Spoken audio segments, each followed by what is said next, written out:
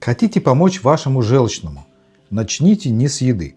Звучит странно, но желчный пузырь зависит не только от того, что находится в тарелке. Он реагирует и на положение тела. Когда человек долго сидит и почти не меняет позу, желчь может дольше оставаться в одном месте.